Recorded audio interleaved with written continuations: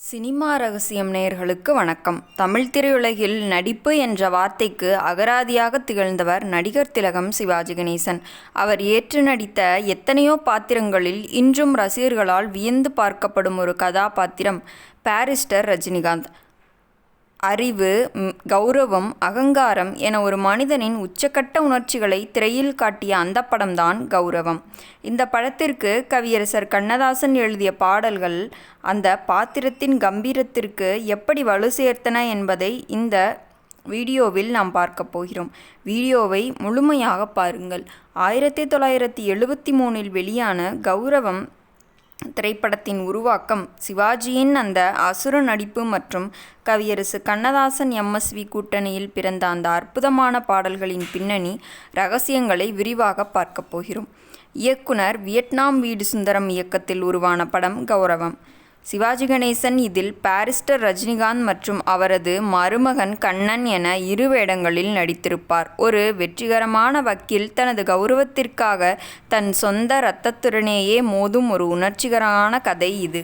சிவாஜியின் உடல் மொழி, அந்த தொப்பி, கோட் மற்றும் அவர் பேசும் அந்த ஆங்கிலம் கலந்த தமிழ் வசனங்கள் இன்றும் ஒரு பாட புத்தகமாகவே பார்க்கப்படுகிறது. இந்த படத்தில் இடம்பெற்ற யார் அந்த நிலவு ஏன் இந்த தவிப்பு என்ற பாடல் ஒரு உலக புகழ் பெற்ற படைப்பு. இந்த பாடலை TM சௌந்தரராஜன் பாடியிருப்பார். கவியரசர் கண்ணதாசன் இந்த பாடலில் ஒரு ஆணின் தேடலையும் அவன் மனதுக்குள் இருக்கும் ஒரு பிம்பத்தையும் அத்தனை அழகான வரிகளில் வடித்திருப்பார். மெல்லிசை மன்னர் MS விஸ்வநாதன் இந்த பாடலுக்கு ஒரு மேற்கத்திய பாணி கலந்த இசையை வழங்கியிருப்பார். திரையில் சிவாஜி கணேசன் ஒரு கையில் சிகரெட் பிடித்து கொண்டு அந்த பாடலுக்கு கொடுக்கும் எக்ஸ்பிரஷன் இன்றும் பார்ப்பவர்களை மெய்சிலிர்க்க வைக்கிறது. அடுத்ததாக இந்த படத்தில் இடம்பெற்ற கண்ணன் வந்தான் அங்கே கண்ணன் வந்தான் என்ற பாடல் இது ஒரு கொண்டாட்ட பாடலாக தோன்றினாலும் இதற்கு பின்னணியில் ஒரு கதை போராட்டம் இருக்கும். கண்ணதாசன் தனது வரிகளை கிருஷ்ணரின் லீலைகளை சொல்வது போல அந்த படத்தின் சூழலை மிக நாசுக்காக விளக்கியிருப்பார். MSVயின் துள்ளலான இசை இந்த பாடலை ஒரு எவர்கிரீன் ஹிட்டாக மாற்றியது. சிவாஜி கணேசன் போன்ற ஒரு மிகப்பெரிய ஆளுமை திரையில் தோன்றும்போது அவருக்கு ஈடு கொடுக்கும் வகையில் வரிகள் இருக்க வேண்டும். அதை சரியாக செய்தவர் கவியரசர் கண்ணதாசன்.